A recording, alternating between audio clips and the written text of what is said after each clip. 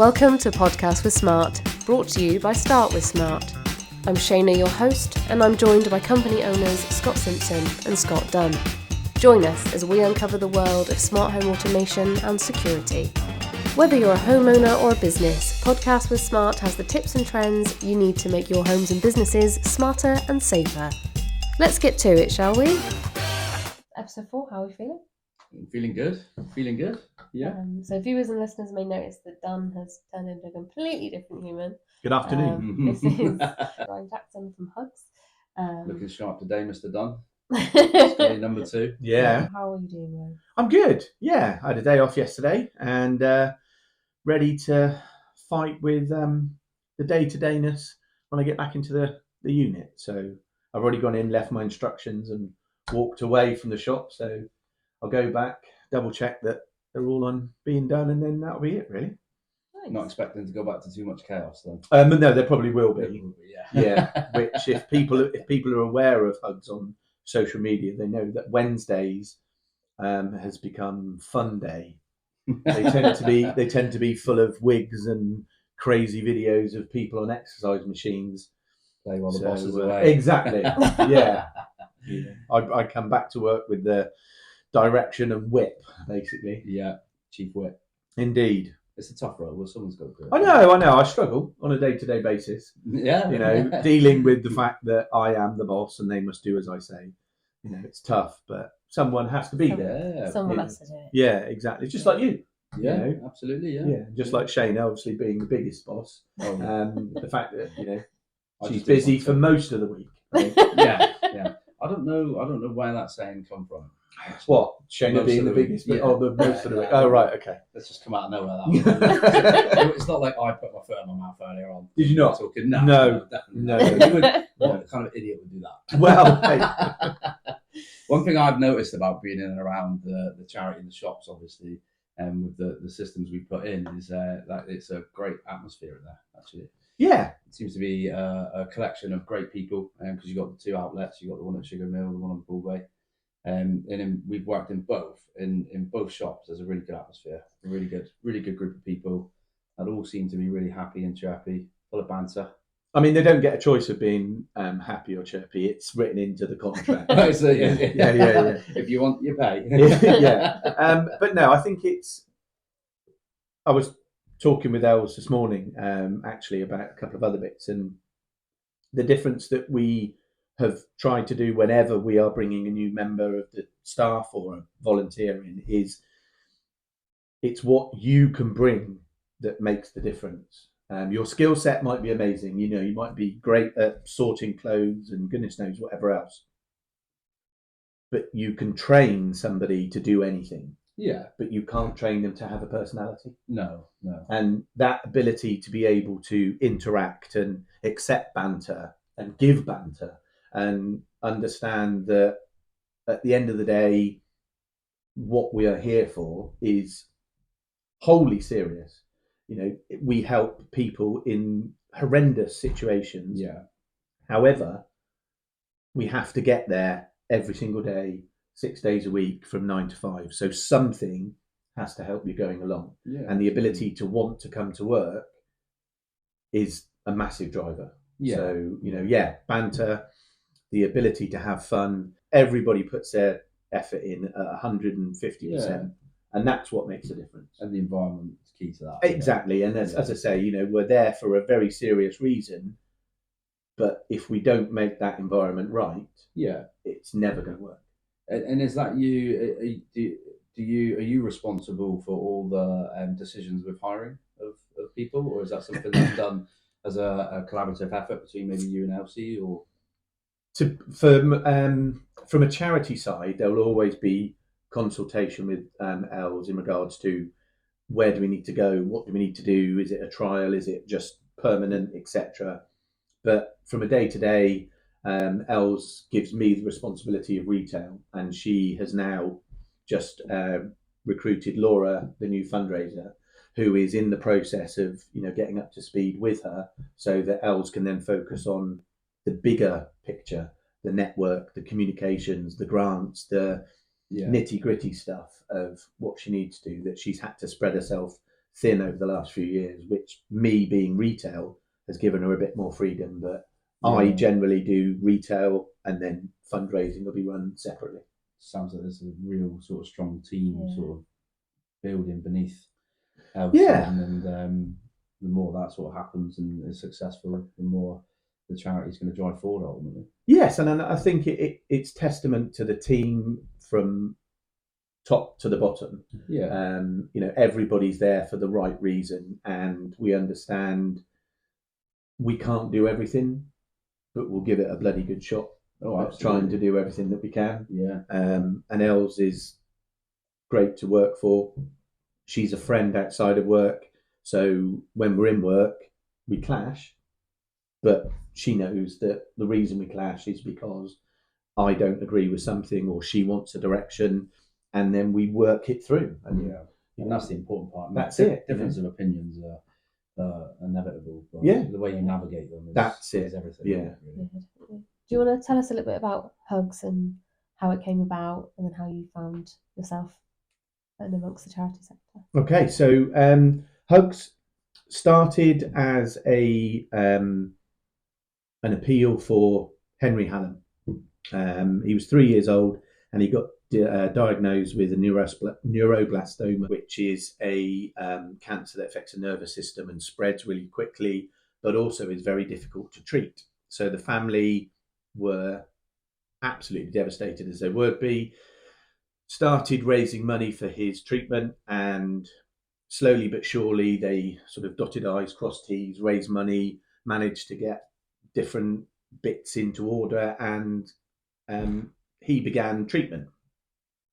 That then meant that there was the money that they had raised, there was a pot of money that Hugs for Henry had created. And then as Henry was going through treatment and getting better is a weird way of explaining it, because he wasn't in a way, but as he was progressing through treatment, there was more of an option for the family to be able to help others in the same situation. So the name changed to Hugs from Henry. So as the family were both working full time and they had to give up their jobs, do this, do that, get employers to understand things, then you add on the normal day-to-dayness of a family life. They wanted to be able to help other families going through the same situation. So it became Hugs from Henry. And then we then began with a pop-up shop in Mayflower Street, which transposed itself over to the Broadway to become a permanent shop. And then the dreaded C word, COVID, hit. And I had gotten to know Els through my wife personally, but working for another charity meant that there was a conflict of interest, and they were quite hot on that. So I couldn't expose what I was doing too much because of the fact that it would inevitably be seen as a conflict of interest. As COVID hit, I was in the position to be able to work for the charity without any conflict, and so spoke to Els about the shop needing to expand and retail being something that she needed to look at for a while. And with COVID came all the restrictions, so we weren't able to have the shop open, and if we did, it was limited. So we did various different things of having a closed shop, using the windows to display things. Els would go in one day and she would re-merchandise and do things. Then we'd have somebody else in a day or so later. They would go in and redo stuff, and then we would then sell online and package, and lots of things were done to keep the brand going more than anything else. Yeah.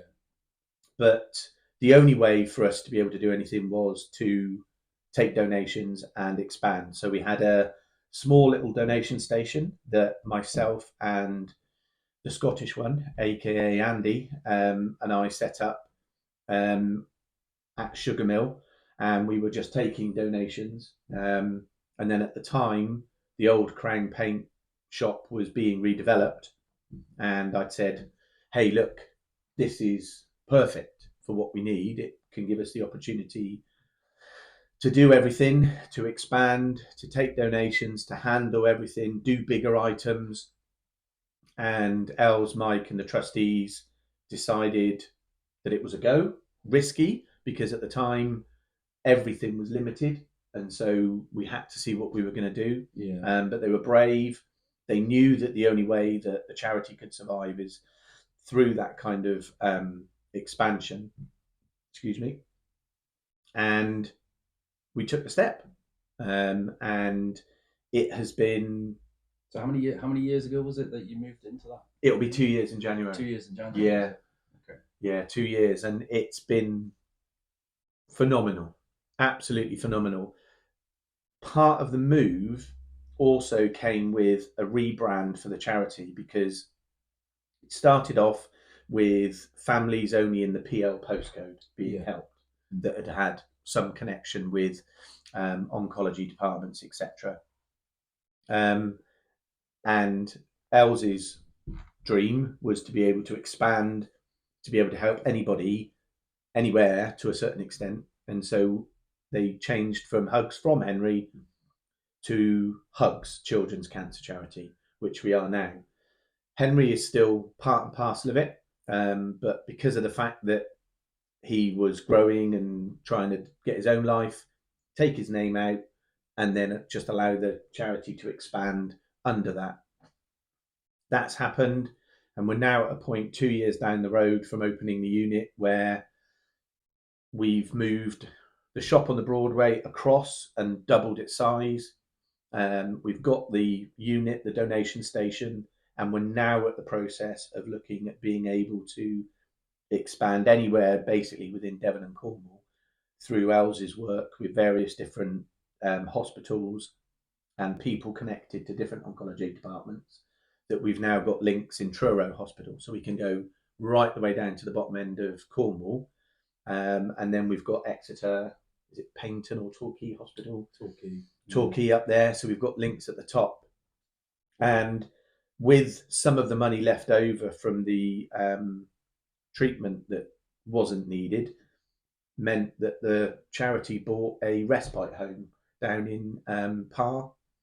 And so we have got that, which enables families that connect with us to be able to go there and have time away completely free, and we support them with food. It's got a hot tub, it's got access to an indoor swimming pool, it's just at the top end of Cornwall, so they're 10 minutes away from a beach, those kind of things, and it gives them the ability to have that time in a safe space without any stress, but could be life creating memories. It could be celebrating memories. It could be remembering situations. But because it is a place that is safe for them, they haven't got to worry about all the added expenditure of everything like that.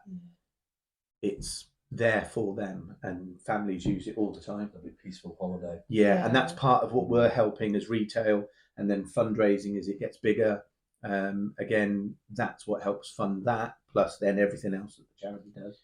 So you've got quite a large network, really, in terms of the area you cover. From Cornwall to Exeter. So has the charity changed away from just PL postcode now? Then is it expanded out further? It has now, and that's the thing, that it was the dream when sort of Els was building into the new form of Hugs as it is, and having that ability to be able to start taking referrals from everywhere in the sort of Devon and Cornwall area. Is that still limited to Devon and Cornwall then? Without talking out of turn, I don't think we would turn anybody away.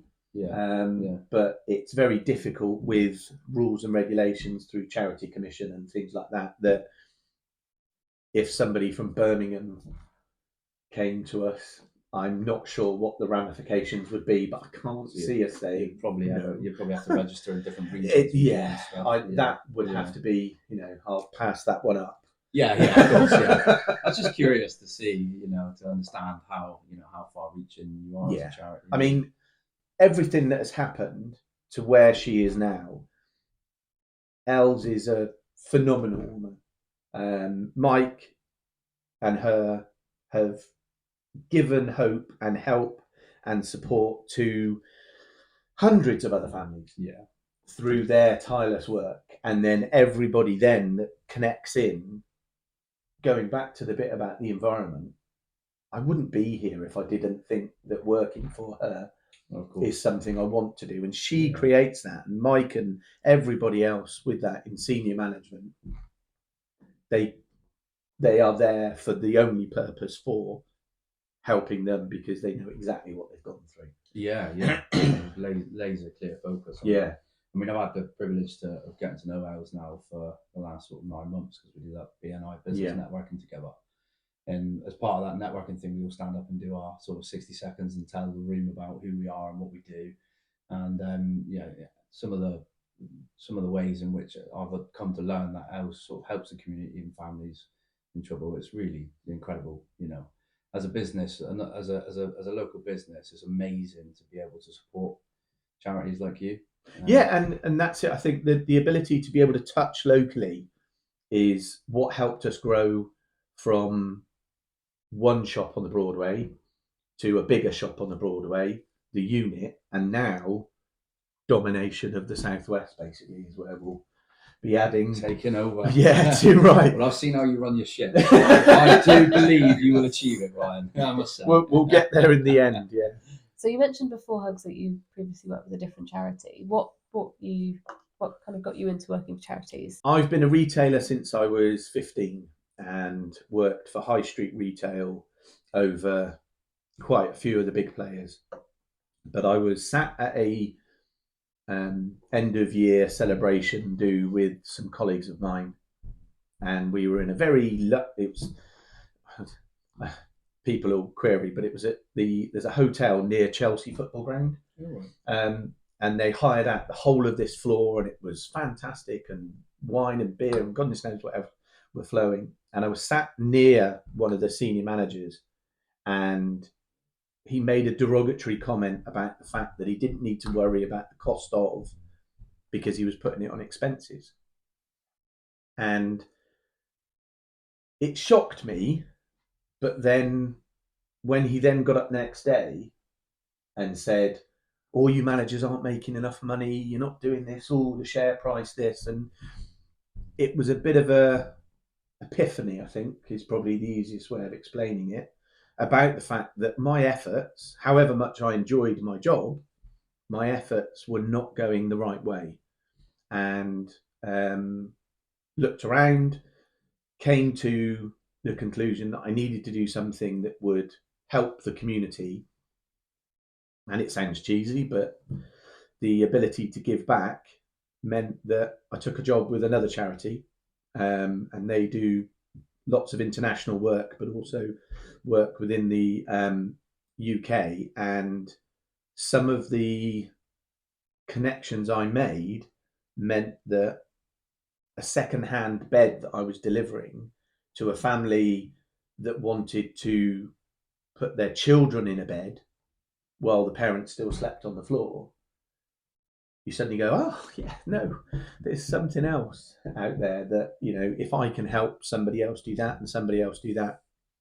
And then working for a charity from a retail perspective is so much more rewarding when you really can see that what you're doing helps every day, and being able to challenge the end result is always something that since that moment, I've always had quite a passion for. And working with Els, I don't need to, because she gives me the direction of retail and I can go and do that, and we'll connect all the way through. But seeing the difference that we can make and we can connect with on so many different levels locally, then shows that, Mr. and Mrs. Miggins that go down to the respite home that travelled for 300 miles to get there, we pay for their travel, or we pay for this, or we pay for that, and that's exactly where you there's nothing hidden, and the charity sector is supposed to be as open and honest as anything, but I think until you're in it and you are challenging where that money goes, you just don't know.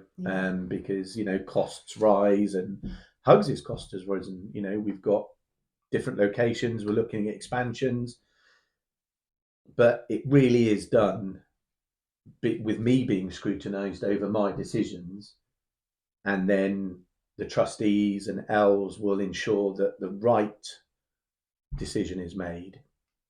And taking on a 3,500 square foot location, first thing she did when she walked in was, "You're going to be able to fill this?" And I Rose said, to the challenge. I said, within 6 to 8 months, we'll have this absolutely full, and we'll be needing a new shop. And yeah, it was about that sort of time. And if we could open a new shop or another 3 shops tomorrow without needing to worry about anything, we could. And we've got the infrastructure there now to be able to go, that's what we want, bing. Sort of proven model. Yeah, which is it. Good time in existence. Yeah, very much so. So it's sort of scalable. Yeah. It's going to be very, very, very interesting to see how you go about doing that. Yeah, the next 5 years is going to be very exciting for Hugs. There's loads of different ideas bubbling on the background. And, without going too far in, but, working with different local companies that are keen to expand themselves, it gives us the ability to be able to be more secure in our decision making, because we know that so and so has got that covered for us, and we've got a good relationship with them. And the next step won't be as difficult, because we've got 1, 2, 3, 4, 5 sorted. Now just need to worry. We're halfway there already, so we don't need to be as cautious. We just need to carry on more than anything else. Well, no, credit to you all. Yeah, the team do a good job. Credit. It's amazing. To build something up like that, and to see all your hard work coming to fruition as well. How long have you been in the charity sector then, in comparison to how long you were in retail before? 15 years ish, something like that. So you found your purpose and you're well on course. Yeah, it's something that retail has helped, because you need to know your biscuits of how to run a retail empire rather than just coming in and Granny Gruner, as I think I said earlier on, selling Fabergé eggs for 50p because she has no idea what she's doing. Retail now for Hugs and in charity, you are running a retail enterprise for a charity. So there are costs, there are things that need to be considered, and there's an element of security that you have to have to then carry on. But so 15, 16 years ish, I think, something like that.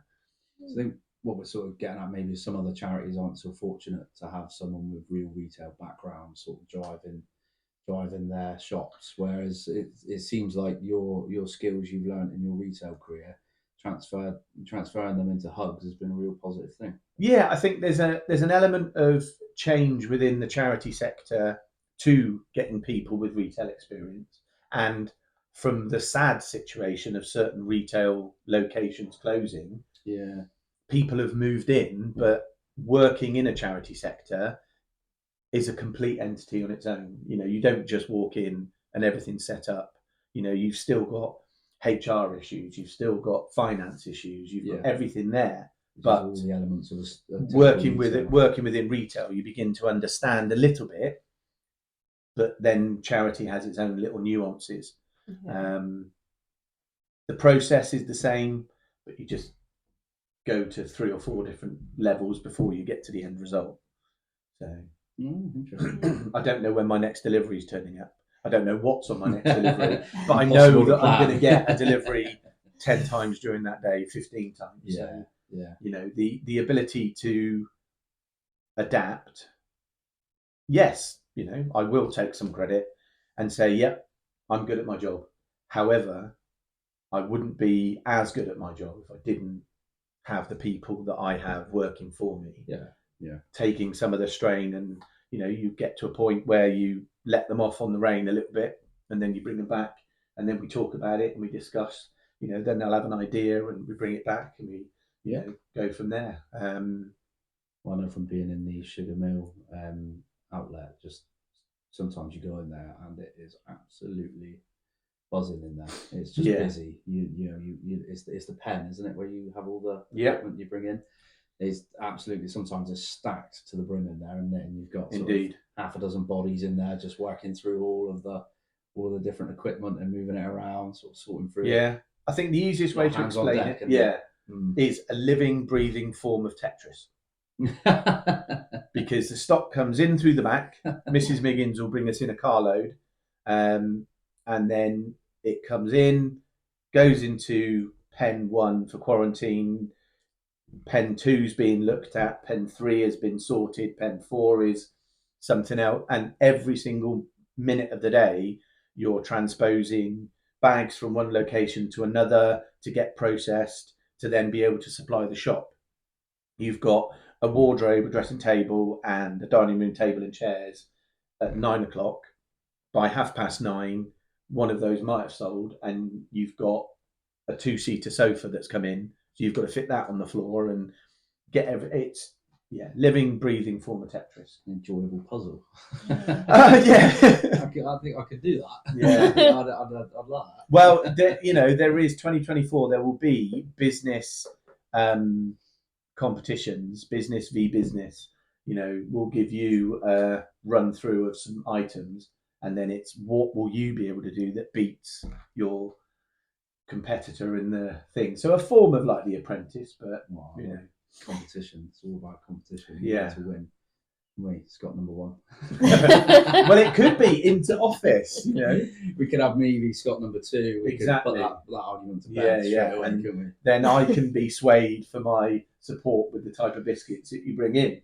Scott number 2, take note. I've spent an awful lot of time the last few months just going around persuading everyone to call me Scott number 1, to be honest.